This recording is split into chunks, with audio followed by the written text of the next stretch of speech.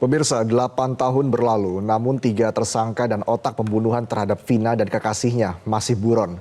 Polisi mengaku kesulitan karena identitas ketiga buronan masih samar atau hanya diketahui nama samarannya saja.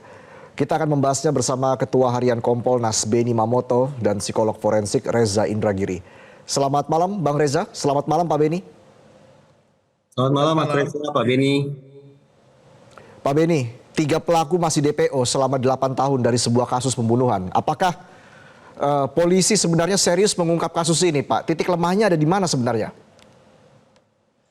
Jadi kalau menurut pendapat kami selaku mantan penyidik, kami melihat dari penanganan awal itulah yang menurut kami ada hal-hal yang belum optimal dilakukan.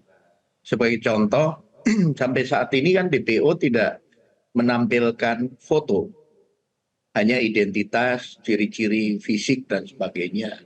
Nah, menurut kami ketika saksi-saksi itu menjelaskan ciri-ciri dari 3 orang itu, kenapa tidak dibikin sketsa wajah? Saya dalam penanganan kasus dulu kalau tidak ditemukan foto, saya awali dengan sketsa wajah. Dengan sketsa wajah, bahkan kami sudah pernah mengundang pematung, kemudian untuk dia membuat patung wajah berdasarkan keterangan saksi-saksi yang melihat dari angle yang berbeda.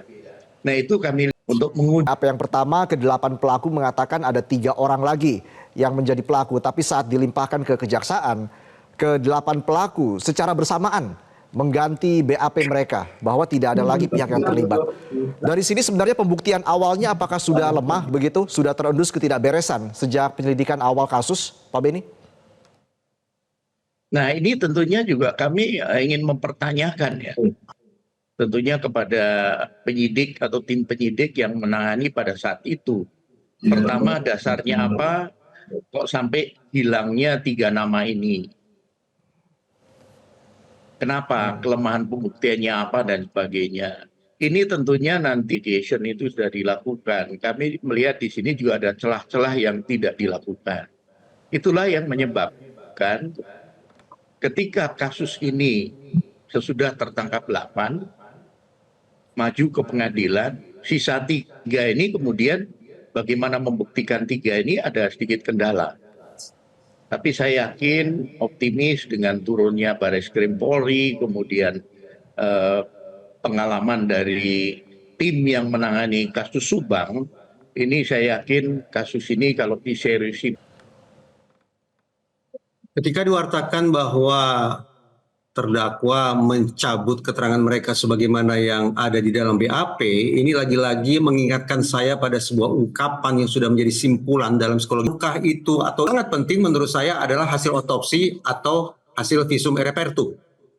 Dengan pemeriksaan terhadap hasil otopsi atau hasil repertum, maka boleh jadi kasus ini harus kembali berangkat ke titik nol atau disisir seperti kata Pak Beni tadi.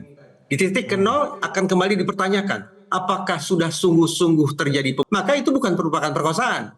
Nah, dengan kata lain, pada akhirnya juga perlu dicek apa sesungguhnya latar psikis yang ada di air mata tersebut, di balik air mata tersebut. Apakah sekali lagi ini datang dari sebuah aktivitas dipaksakan, di mana anggaplah seorang pelaku atau mungkin beberapa pelaku menjahati almarhumah Vina secara seksual dengan cara-cara yang sangat biasa, ataukah ini bersangkut paut dengan aktivitas seksual yang sifatnya konsensual.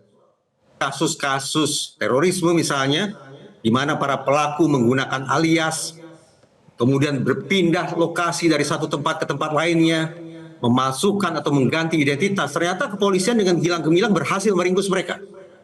Yang satu ini bukan merupakan sindikat teror.